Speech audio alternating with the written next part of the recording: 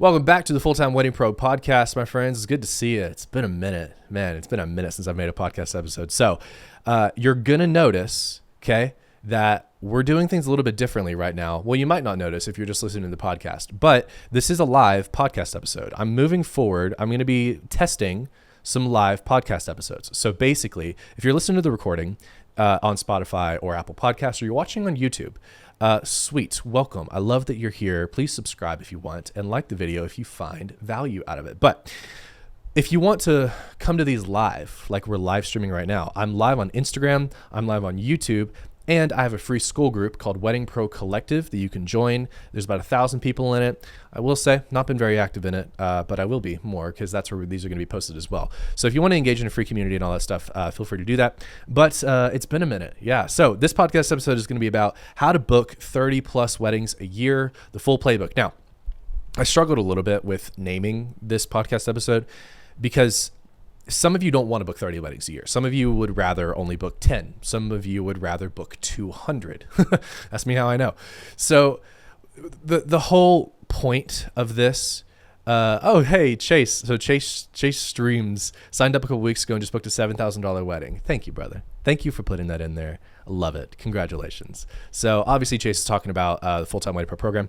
But anyway, so yeah, this video is going to be, in this podcast episode, is going to be about how I would, if I were wanting to book 30 weddings a year, how I would do it. Okay. And I was before we started recording, I was telling everybody live that this kind of came from a coaching call that I did in Full-Time Wedding Pro, where I was like, we were just talking about marketing in general. And I was getting a little flustered because I was like, I really want to push you guys to do more, do more. And I know, sometimes it's annoying to hear a business coach say, do more when everybody's already doing as much as we probably feel like we can. But there's a difference in, how busy we are versus how much time we spend on actual business moving activities, the time we spend on things that are just busy work versus moving the needle. Sometimes, if we're being honest, we're not spending enough time on the right things. We're spending too much time on the wrong things. If you're guilty of that, let me know in the chat. But this is essentially going to be a playbook of everything I would do, okay, in each category. So we can talk about branding, we talk about marketing, organic and paid marketing. I'm going to talk a lot about organic marketing in this video, funny enough, even though I'm a paid ads coach. And we'll talk about ads too. But essentially, I want to treat it as if right now I'm only booking 5-ish weddings a year, elopements specifically, just because I don't really want to book a lot. I have a lot of stuff going on with Full-Time Wedding Pro and all that stuff. But I like shooting, want to keep my hand on the pulse, or my finger on the pulse rather. So if I wanted to book 30 or 40 or 50 weddings a year, or if I had an associate team and I wanted to book 200 weddings a year, this is going to be about what I would do in every aspect. Okay. So if you guys know my wedding brand, it's called Untamed Weddings Co. Okay. And with Untamed Weddings, my specific marketing or brand positioning rather is for elopements. Okay, so that's the first thing that I would get really, really, really clear on. All right, and we're just gonna go straight in, by the way. So like I said, if you're watching live and you have questions, drop them in the chat. And as long as they're on topic, I'll answer them. So what I would first do is what every business owner should do, okay? And I would focus mostly in the very beginning on product market fit. Right? So for me, for example, I want to do elopements. Now, some of you have the ability to do what you want to do. Some of you kind of, you have to do what you have to do, right? You can only do what you have to do. Maybe that's an average wedding, at a average venue, and you charge an average price, whatever that looks like for your local area, right? Sometimes you can have the ability to shoot only what you want. And that's where I'm at, where I would be at if I was wanting to book 30 weddings a year, or elopements in my case, because I have a good portfolio, and I have a portfolio that's vast in different niches, right? Because I've shot luxury weddings before, I've shot average weddings before, I've shot elopements before, I've shot destination weddings. I've shot it all. Maybe not all, but I've never shot an Indian wedding, funny enough. But I don't really want to either, because that just sounds like way too much work. But no disrespect to all my Indian wedding photographers out there, but multi-day stuff is exhausting. Even destination weddings multi-day are exhausting. So anyway, I've shot a lot, and I have the work to support it. Now, if you don't have the work to support it, that's where doing, free or discounted weddings that you actually sign with clients, or doing styled shoots is very, very important. Okay. You need if you want to book a certain type of wedding or elopement, you need to have the work that supports it, right? And there's like, no matter what educator says about it, like you have to have the product that your clients want to buy. Like that, at the end of the day, you need it, right? So you need the work. That's the first step, okay? And I'm not going to harp on that too much because that's just the first step, right? So if you had the work to support what you want to do, then that's where you get to the next step. Defining what you want to do, okay? And who is having the type of wedding or elopement that you want to shoot, okay? Ash, I see your question about how much to spend in meta ads. We'll get there. Don't worry, we'll get there. Right now, we're starting at the basics. Because again, this whole topic is like what I would do essentially right now from scratch if I wanted to book 30 to 50 or more weddings a year.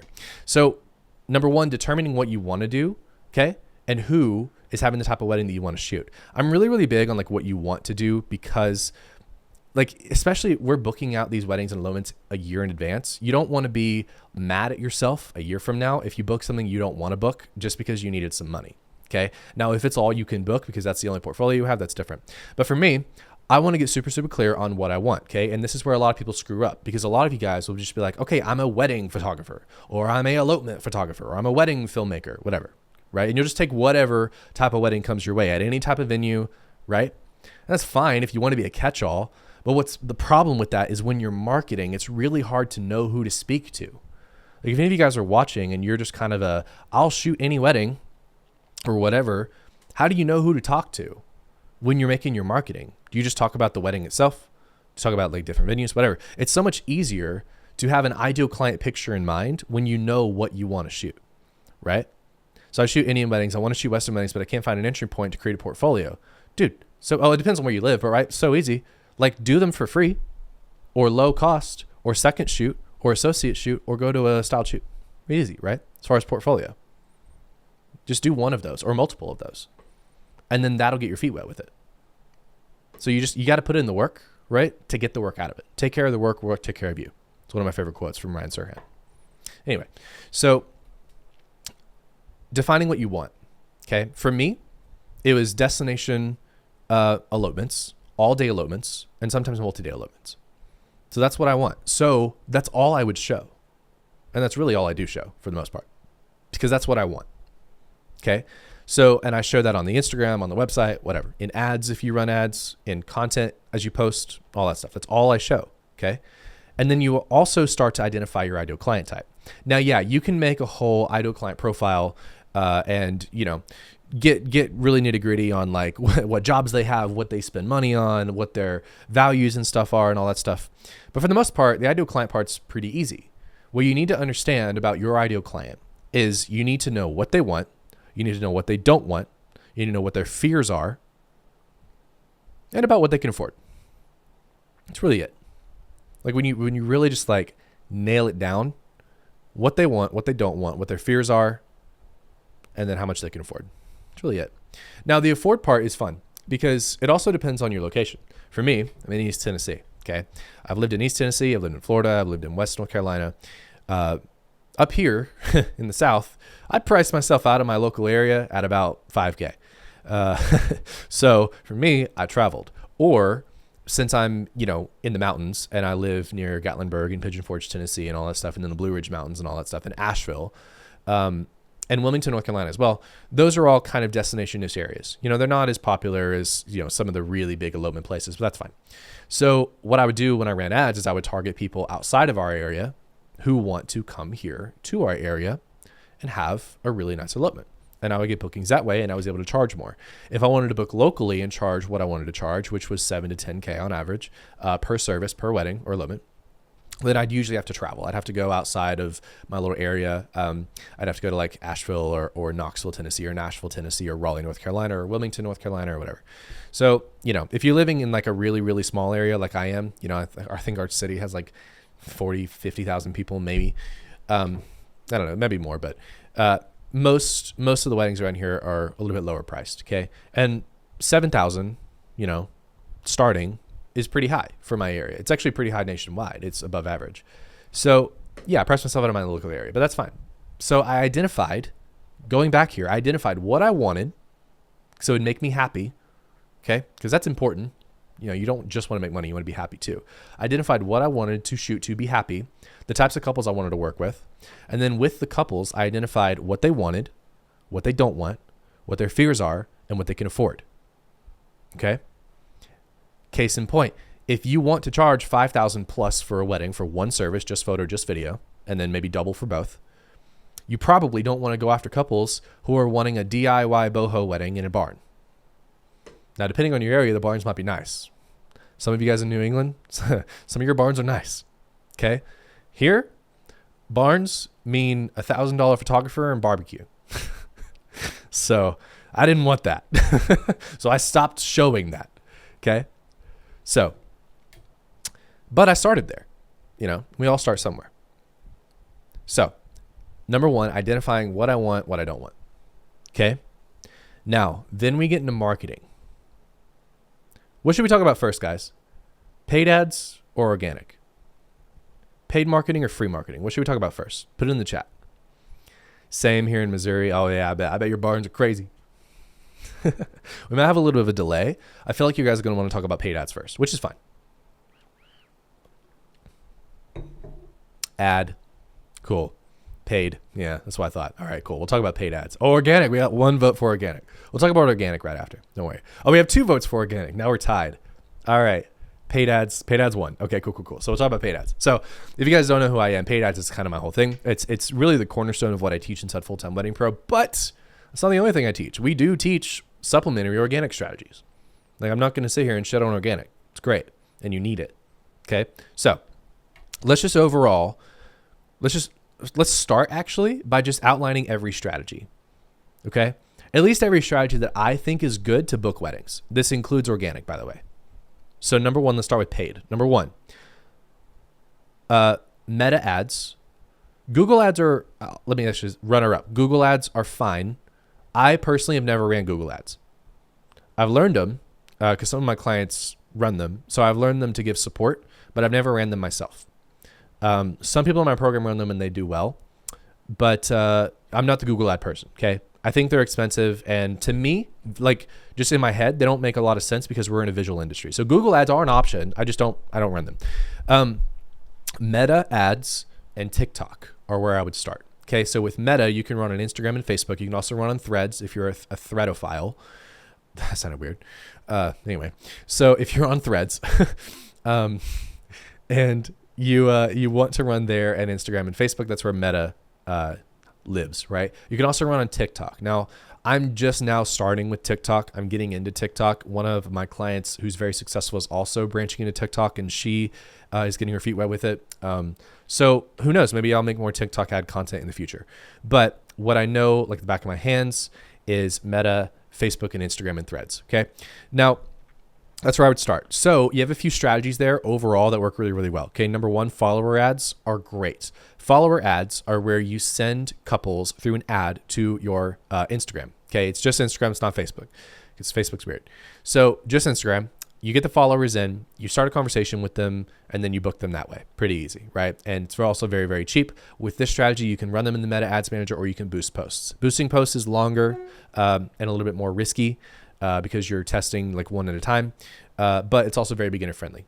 So that's the first one, follower ads. Second one is DM ads. DM ads are where through an ad, you send people to your Instagram DMs.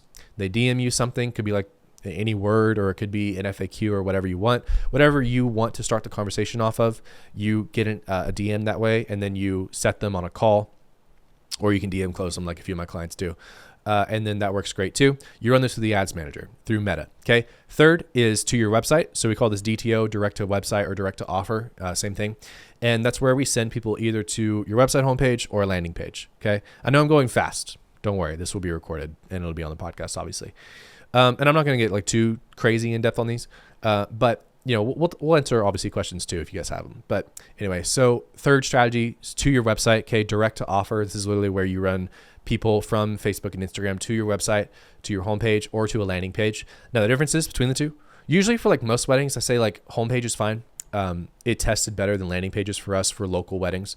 But if you're running, like case in point, like I shot in Iceland, if I wanted to go back, I would make a landing page for Iceland with all of my work on it, pricing for it, details on traveling and all that stuff. Kind of like if you guys are familiar with SEO, it's like a silo page where like you can like rank in multiple locations, kind of the same thing. I would run ads to that with its own dedicated contact form, and the ads would literally just be like, hey, if you're getting married in Iceland, I will shoot your elopement. It's kind of like that. It's really easy. So that's the third strategy. Okay. Just like sending people directly to your website. Now that strategy is great. It's very common, but it's also the most expensive because you're paying Meta basically an extra premium to take people off your platform.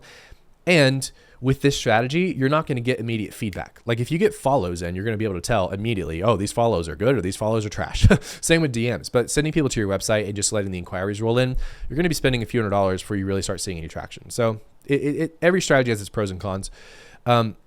There's other strategies too. Like you guys can run instant forms if you want to, or like quiz funnels for weddings, especially if you have like special offers, you know, but I don't like those as much. If you did an instant form, like if you guys are familiar with ads at all, you can run an instant form and be like, you know, hey, you know, fill out this form if you want info on our wedding, photo, video collections, whatever. And then for the form, you would just be like name, email, phone number, and then like estimated budget. That's where like everybody goes wrong. They just do like name, email, phone number, and then just like let anybody talk to them. Don't do that. If you're going to do that, do like a budget qualification or something. So like if you charge 5,000, don't let anybody fill out your form if they have a budget less than 5,000. Makes sense, right? So anyway, that's not a strategy we teach. It's just kind of a strategy that we've been like, you know, shooting around. But in general, the 3 ad strategies we have are like follower ads, DM ads, and website ads. Okay. Now, what would I do to start? What I would do personally is I would start with the website because I know my website works. I know my website works great because I've gotten inquiries through it. I've ran ads to it. I've booked weddings through it. My website's great. So what I would do personally is I would start running website ads. And then I would just do math. Okay. So we had a question on, I believe it's on Instagram, where it's like, how much do you spend? How much do you spend a month per ads? And like, what would a basic ad look like and all this stuff? Okay. So I'm going to drink. What I would do here is I would reverse engineer based off of the benchmarks that I know as far as profit. So let's just do the math here. Okay. So like if I wanted to do 30 elopements a year, I charge 7,000 starting. And by the way, my starting is actually where I book the most of, and I do that on purpose. Okay. So I know some of you guys have packages where like maybe you start at 5, but you like usually average 7. For me, I don't have packages. I just have one single offer and it starts at 7. And most people book at 7 because that's like my irresistible offer, which we can talk about in a different video because I don't want this to go too long. So for me, it's 7 for one service. I usually book both services. And I give them a discount. So usually like my photo video would start at 12. So let's just do 12 because that's what I do most of, times 30 elements. So it's 360,000 US per year. Now, what we do, okay, is if we're in my program, we have a benchmark, okay, for website ads. Our benchmark is a 10x profit. All right. So if I was booking, which by the way, it's our benchmark, it's our baseline. A lot of our clients have a higher than 10x profit margin. Okay. So for this example, I'm just going to keep it at 10x because it's easy. All right. So I would essentially divide that by 10. So I would divide 360 by 10. That would give me $36,000 per year in ad spend. If I was at the literal baseline of the profit that we see in Full-Time Wedding Pro with the ad strategies that we run, with the website strategy specifically. If you run follower ads or DM ads, your profit's way higher, like way higher. And the reason why is because you're having the DM conversation, and that converts higher than a website will every time. Okay, so the website's not the barrier, but for me, I'm busy. Okay, like I do this program, I do these videos, I do weddings. And in this case, I would do 30 weddings. I'm busy. I don't have time to be in my DMs. Now, for $360,000 a year, I could probably pay an intern or a VA or something to handle my DMs for me and probably pay him like 20, 30K a year. It's a very part-time job. That'd be fine with me. But that's not going to be in everybody's wheelhouse, okay? So, for example, I'm just going to say website ads because it's easy, okay? $36,000 a year in ad spend. Divide that by 12 months. That's $3,000 a month in ads. It's about $100 a day. Divided by 30 days, $100 a day. Okay. Now that's high. Most of my clients in Full-Time Wedding Pro only do about $20 to $30 a day in ad spend. Okay. And this is obviously assuming that your ads are working. You wouldn't just go out of the gate spending $100 a day in ads if you didn't know they were going to work. So we have what I call, we have a little phrase in Full-Time Wedding Pro where when we start testing ads, we test low and slow. Okay. We'll do 20, 30 bucks a day at most. Some people start with 10, and we'll test and we'll see what ads are going to work best. And then we'll take those ads and we'll scale them either in the same strategy or a different strategy. Okay. So for me, if I wanted to book $360,000 a year in weddings, I would need to spend $3,000 a month or $100 a day. How many of you guys would absolutely shit yourselves if you spent $100 a day in ads? Like, be honest. Let me know. For this program, I'm spending $300 a day, you know? But it works well because I have a good offer and I'm supplementing it with organic, which is literally what I'm doing right now. And we're going to get to that part, which I think is going to be the most important part for you guys to really grasp this. Because unless you hire a mentor, I don't recommend all of you guys start running ads, okay? If you do, just run follower ads because they're cheap and they're easy. And everybody, like, people teach follower ads, they're easy, okay? So that's what I would do.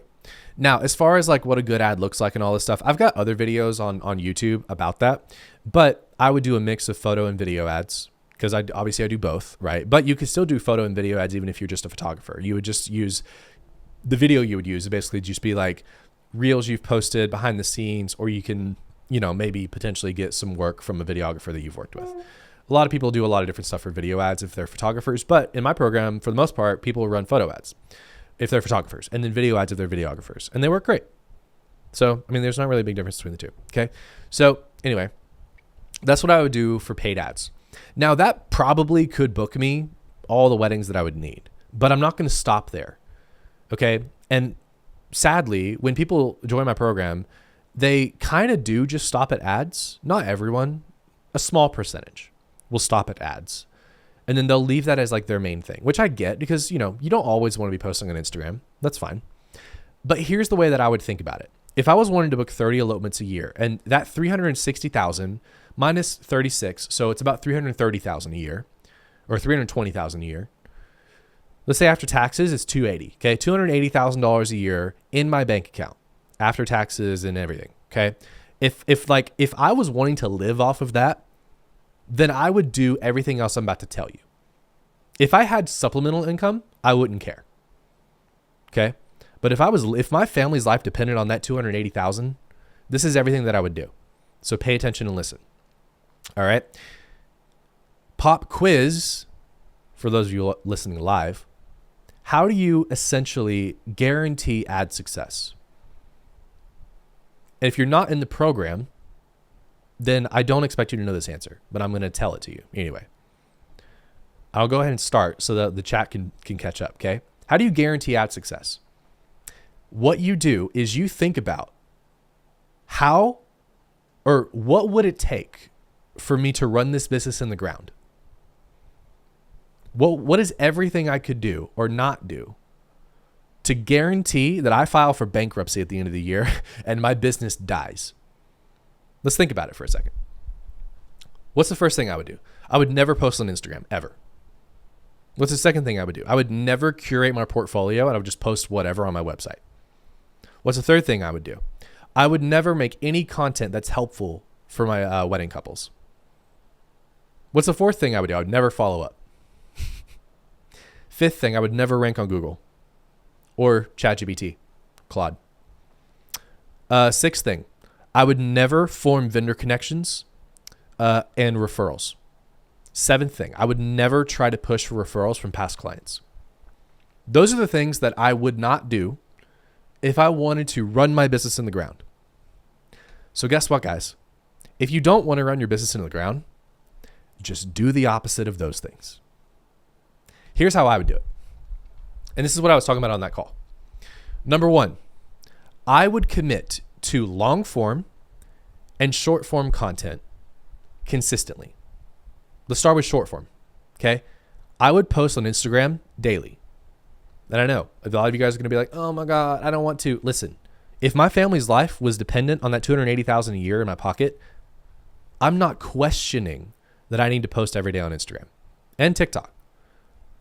What do I post? Probably a big question you guys get. Daily stories of my life.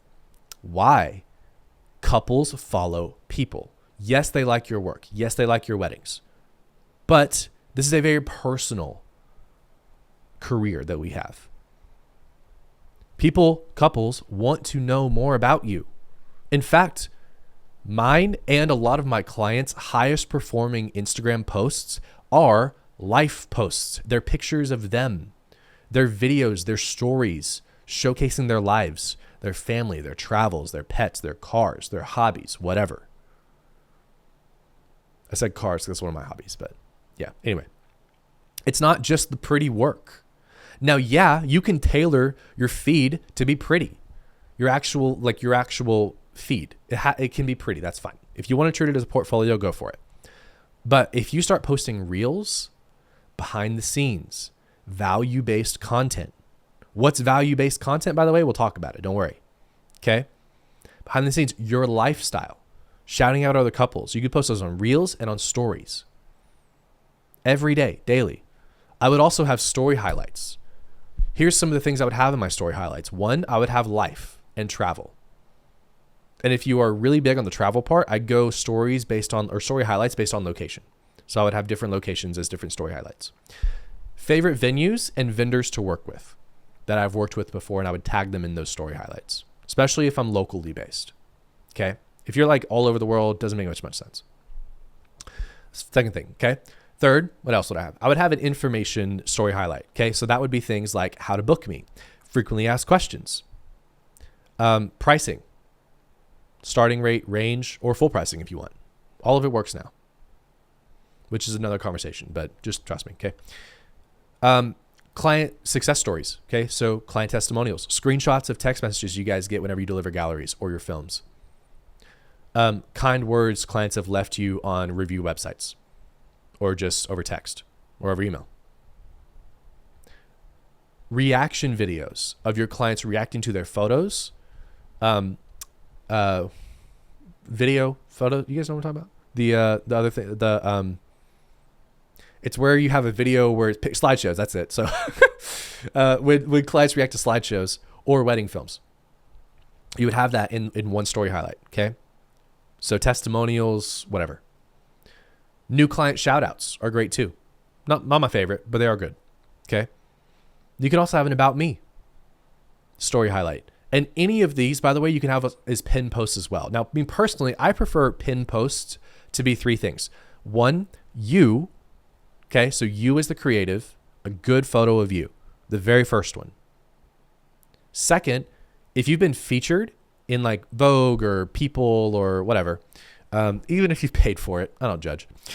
You can put that as another pinned. Now, if your clients don't give a shit about that, then don't do that. I shoot elopements. My clients don't care about magazines. I don't care. I've literally never submitted. So don't care. But if you have been, that's good. And then third is just your best work. Whatever work that you know has just absolutely crushed with ideal clients, with getting you engagement, with getting you inquiries, with getting you bookings, keep that pinned. You could also have a supercut. So if you have, if you're a photographer, then you can pin a carousel with like 20 slides in it with all of your best work. And if you're a filmmaker, you can create a reel that's a supercut of all of your best work and keep that pinned. It's essentially like a highlight reel, basically. It's like, hey, here's the best of my best. And you pin it. Okay? That's what I would do. Now, let's talk about long form content. And like I said, guys, if you have questions and you're watching this live, feel free to use the chat. Okay, I know I keep having to say that, but like a lot of you guys are kind of jumping on and you feel like you can't ask questions. So feel free to ask questions. I'm happy to answer. So long form. Actually, no, yeah, we'll talk about long form and then we'll actually go back to short form because I have more to say about it. So long form. This is where a lot of you guys aren't going to do this, and that's fine. What I would do is I would make a podcast and a YouTube page or YouTube channel specifically for helping couples plan weddings and only the types of weddings or elopements I want to shoot. And it doesn't matter that I'm not a planner, okay? What I would still do is give them valuable content. I want you guys to think about blog posts, okay? Remember how everybody a few years ago was like, write a ton of blog posts and you'll rank on Google, which I guess still is a thing. I don't know much about SEO, but all of these really helpful blog posts you guys have written, those can be YouTube videos. Those can be podcast episodes. If you make YouTube videos about them, you can literally embed them on your blog. And guys, listen, a lot of you guys are like, oh, like I need a good setup and whatever else for like my YouTube and all that stuff. Guys, we're all photographers here. I'm literally using my Sony, which if you guys are watching on Instagram, you're just using my phone. But if you're watching on YouTube or the recording, I'm just using my Sony a7 IV with like a cheap little Tamron lens that I use essentially as a webcam. It's USB-C'd into my MacBook. And then I have like a $50 LED panel up here that I light myself with. And then this mic's expensive, but like you can get a cheap mic for like $50 or $100 that it's like the exact same. And then I just have this, I have a cable going into a little audio thing. And that just USBs in my computer. But some mics you can get that literally just USB into your computer. Boom, you have a setup. We're all photographers and filmmakers here. Like this isn't hard, okay? Or you can also just use your phone, okay? I have like a $20 stand right here for my phone. You guys are listening on Instagram. Hell, you know what? I can actually show you since we're on Instagram right now. Look, you guys can see it in the recording, right? Look, the little cheap stand I have right here, okay? Boom, right here, using my phone. You can turn it sideways and make a YouTube video. People will watch it as long as the content is good. You can have a podcast for free using Spotify for artists, and you can upload. That's how I do this. You can upload podcast episodes. Okay. Why do we do this? Again, this goes back to if my family was relying on the $280,000 a year that I would book, then I'm doing everything I can to make sure that I have the most success possible. This is part of it. Okay. This content I would make would be in a few different pillars. Okay. Because I always get questions. Peyton, what type of content should I make? Let's talk about it. Pillar number 1 is helpful value-based content. Okay. This is stuff like how to plan the wedding, right? What's a good timeline look like? How to pose correctly? How to find a good photographer? How to find a good filmmaker? What questions to ask? Whatever. Like this is planning stuff. Okay. You can also bring on planners that you want to work with or that you've worked with before and interview them on your podcast, right? A lot of stuff you could do there. And you can bring on other, like guys, think about all the big podcasts in this industry, right? They all have guests. Okay.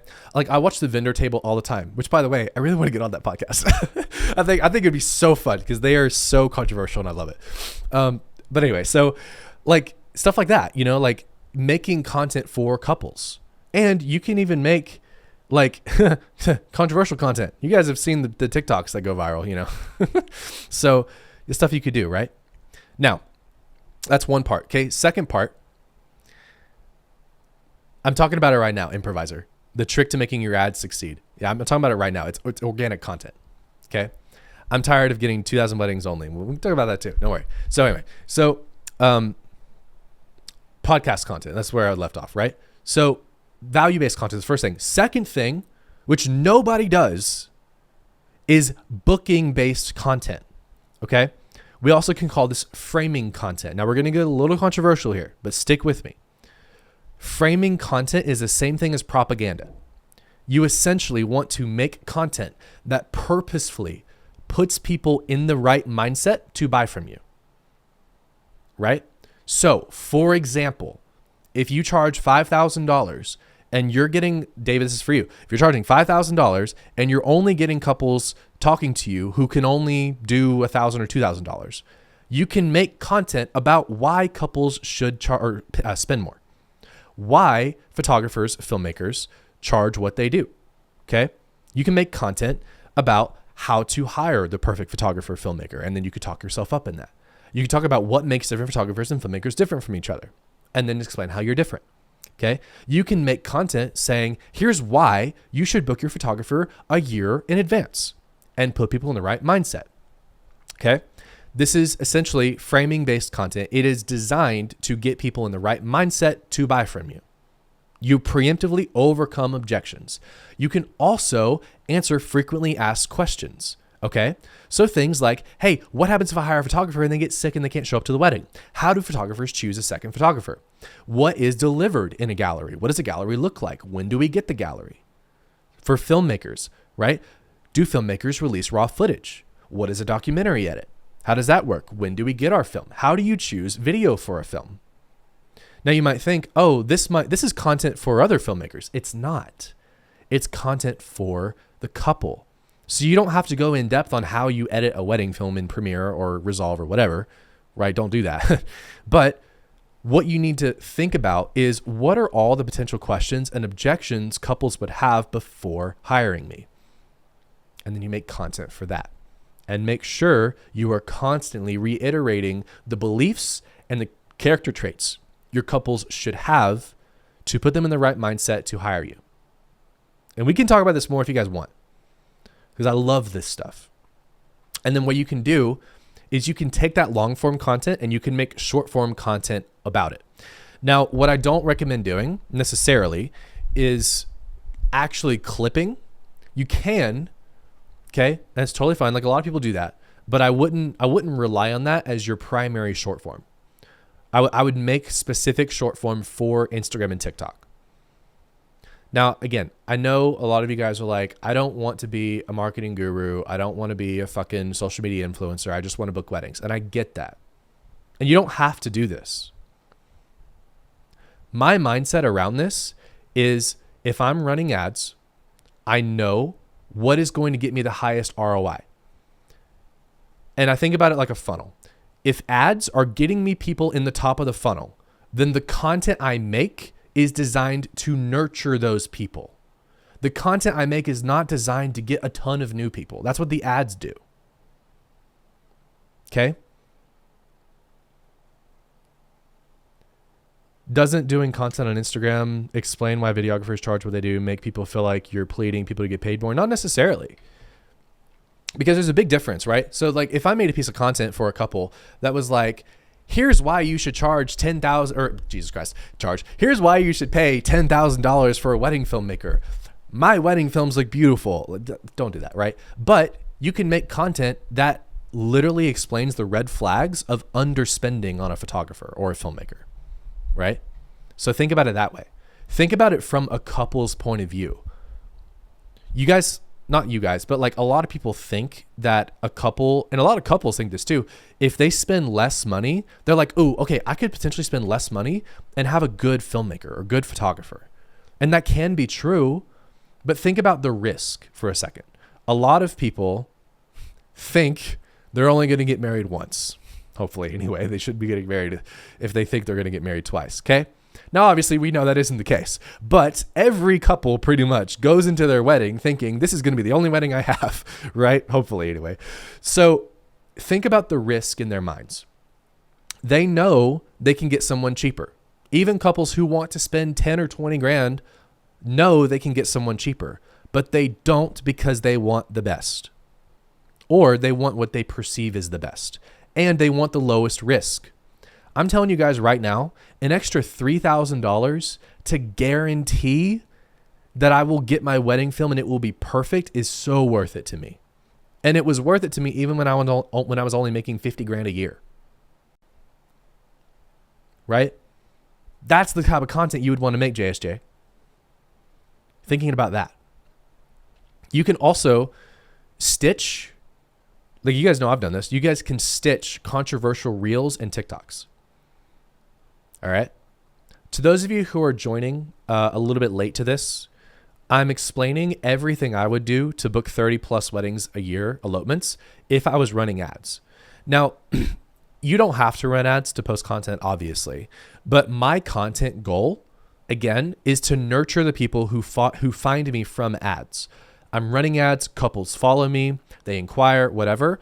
I'm making this content for them. Now, yeah, my content will find new people. But if you are just posting content like this on Instagram and TikTok, it's going to take you some time to blow up. But you will blow up in a good way as long as you make content your couples like and you stick with it. If you guys, like, there's some people watching, we got about 30 people watching. If any of you guys book a lot from Instagram and TikTok through the content you make, let me know how long it took you to really start seeing traction. It is going to take a year or two of consistent effort or more. If you're running ads and you're making content to nurture people instead of just making content and not running ads, your results will be faster. But you're exchanging money for bookings instead of time for bookings. That's the difference. Does anybody have any questions on my organic strategy? By the way, this is what I'm doing for Full-Time Wedding Pro, if you haven't noticed. A year. Cool, Mally. It's good to see you, by the way. I missed you.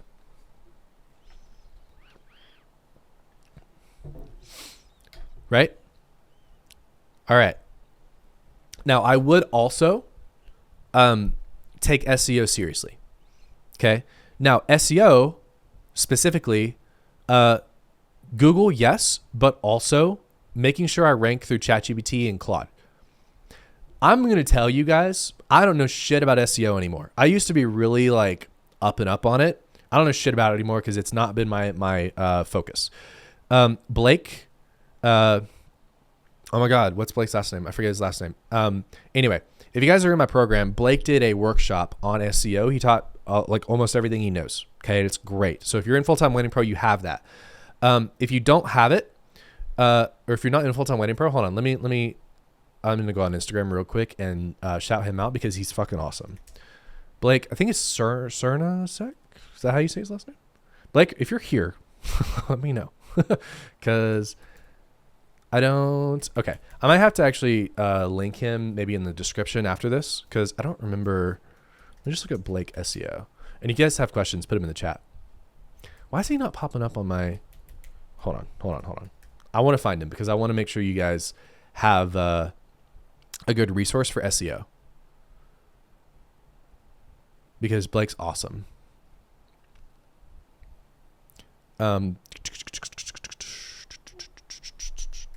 This might take me a sec. Sorry, y'all. Why can I not find his Instagram? Okay, whatever. That's fine. I'll put him in the description whenever we launch the recording. I'll just have to text him and ask what his IG is because apparently I don't remember his username. But that's all right. Okay, so let's look at some comments and some chat questions because I mean essentially that's everything I would do, right? Now, there's some other stuff that we can talk about too, like delivery, because if you're shooting, I got flamed for this recently.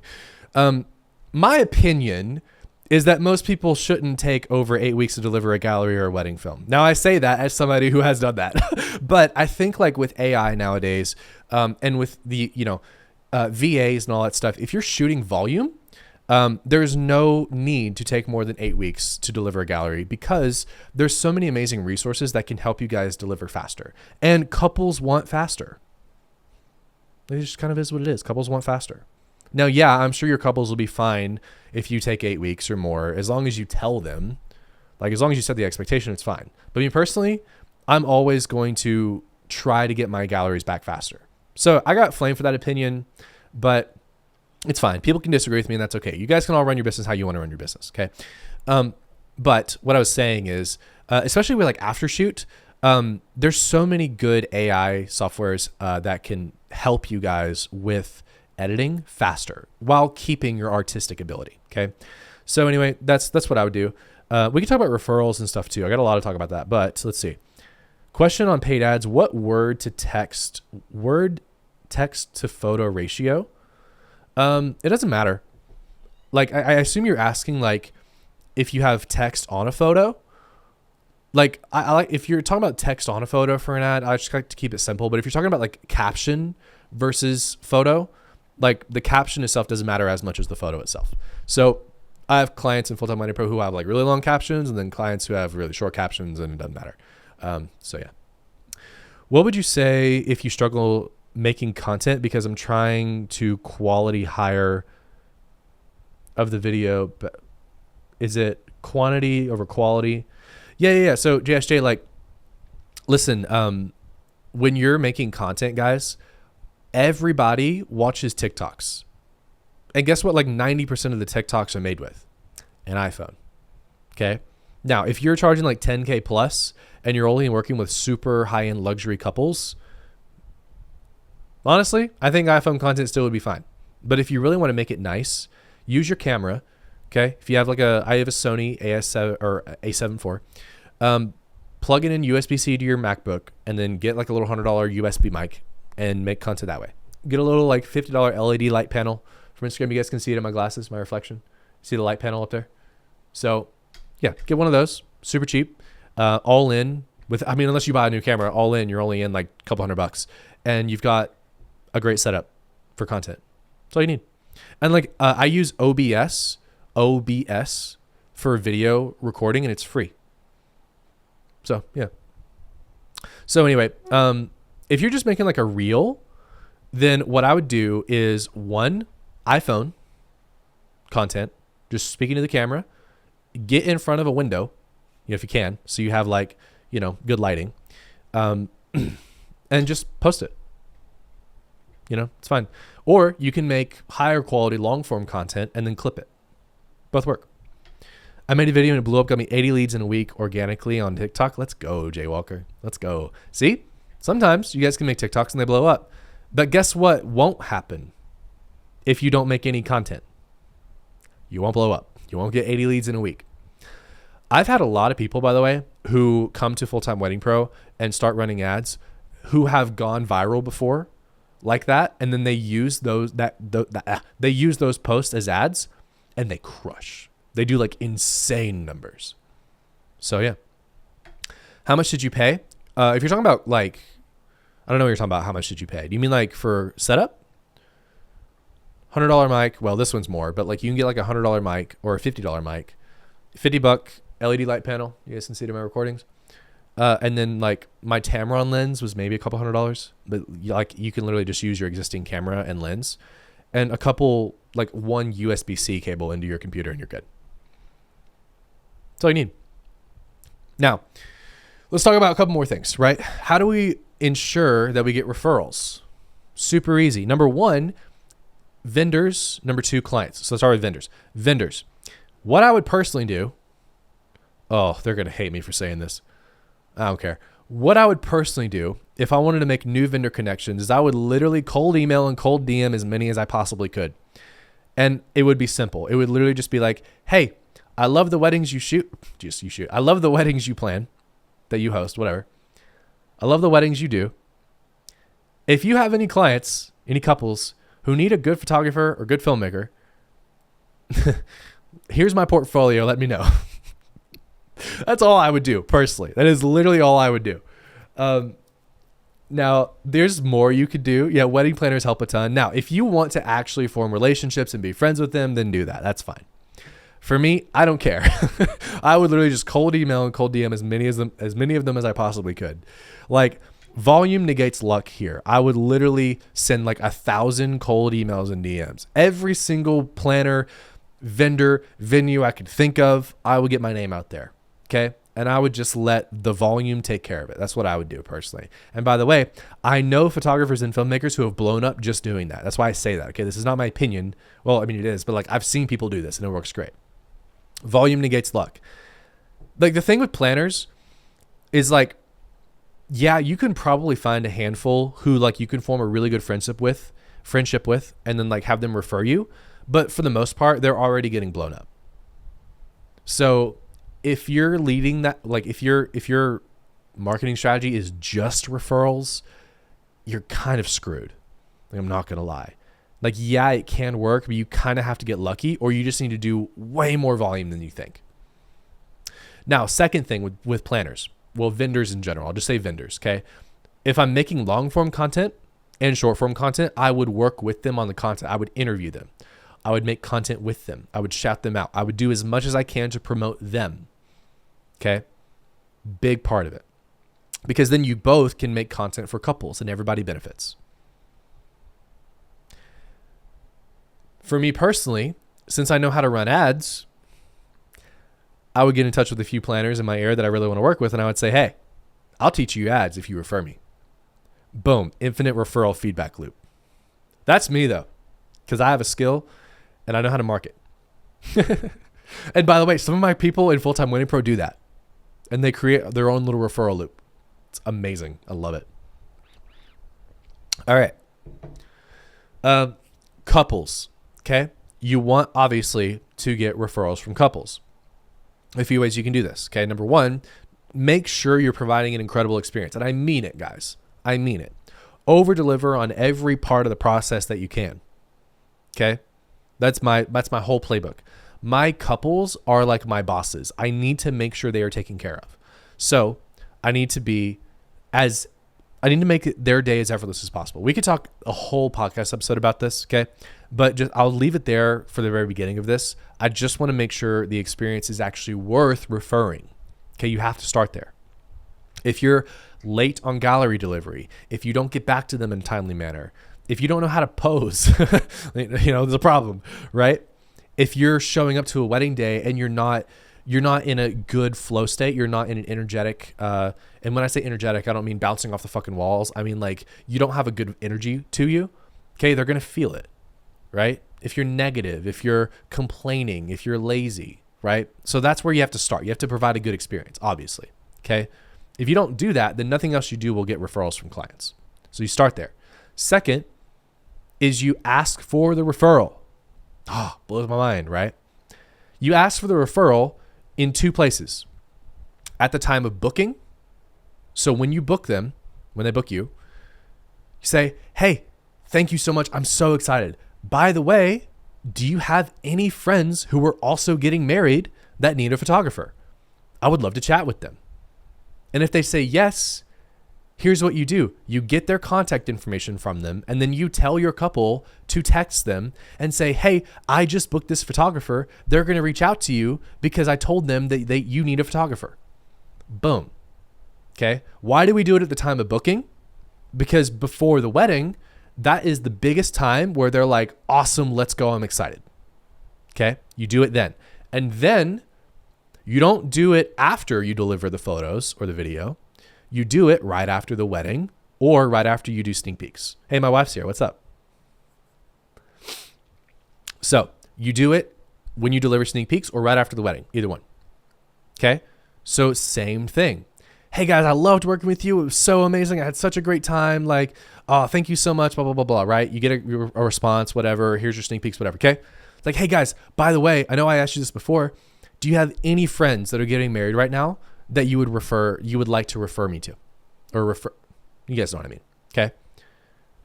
That right there has gotten me a lot of weddings booked. Okay. I used to not do the booking. I do now, but I always did right after sneak peeks because that's when energy is at the highest. Okay. That'll get you a lot of referrals right there. For all of you OG people who've been in the industry for a while, I also used to run Ben Hartley's play with referrals, way back in the day, back in like 2020, 2021, where you give them a permanent 10 or 20% discount on prints or whatever in exchange for referrals. I used to do that. I don't really do prints now that much anymore, so I stopped doing that. But that strategy was great. So you can do that too. But that's how I get client referrals. And then 2, keep up with your clients on social media. Since Caitlin's here, like she could probably say in the chat too, if she's still watching, we talk to Henry, our photographer, all the time. Like we would literally send anybody we know who's having an elopement, who can afford him, who's getting married. Like we would send them to him because we love him so much. I don't even like asking for reviews. I'm probably not going to ask him for favor to deliver my work. That's my thinking anyway. If you're nervous to ask for it, then that's an internal problem you have. Okay. And that stems from somewhere. It's some insecurity. It's some insecurity about them not liking your work. It's some insecurity about getting rejected. It's something on the inside that's stopping you from doing that. Okay. There's some insecurity. There's some lack of confidence there.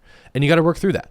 Because you don't like, if you tie your work and your quality of work and your client's happiness to your self-worth, then you're going to be scared to ask for anything. Ask for a booking, ask for a referral, ask for a review. Okay. So you have to work on that. You have to separate your identity from the business. You're asking for referrals for business, for money, to grow the business, to have more client acquisition. If you feel better about delivering your work first, then do that. But when you deliver your work, ask for a referral and ask for a review. Or just screenshot what they said in response to your photos or your video and then post that. So yeah, that's what I do. But yeah, you guys got to be confident in asking because you're growing a business here. You know, like if you're under $1 million a year, your only problem is people just don't know you exist. That's it. Hell, 10 million a year. If you're under 10 million a year, the only problem people have is that they don't know you exist. Maybe $1 million a year. Depends on the business. So that's everything I would do. That's everything I would do to book 30 weddings a year. I'm trying to think if there's anything else I'm missing. I don't think so. I'm going to stop the recording for the podcast and I'm going to do live Q&A with you guys. So any question can be on topic, can be off topic, whatever. I'll answer live for you. And for those of you listening to the recording, if you want to ask questions to me live every week, once a week, then subscribe to YouTube or follow me on Instagram, and I go live every Monday at 2 p.m. Eastern. And if you want to work with me directly to run ads and do all of the stuff that we talk about, if you want my actual personal help, my personal mentorship, go to fulltimewinningpro.com. I have a video on there that breaks down everything we do. Okay. And we have a paid program. It's paid mentorship. You can work with me. It's great. People are having success all the time. It's a great program if you want to learn how to run ads and book weddings, raise prices, all that fun stuff. Okay. That's my only pitch. Love you guys. If you're watching the recording, adios. If you're live, stick with me and we'll do a little Q&A. Goodbye on the recording, and I'll see you in the next podcast episode.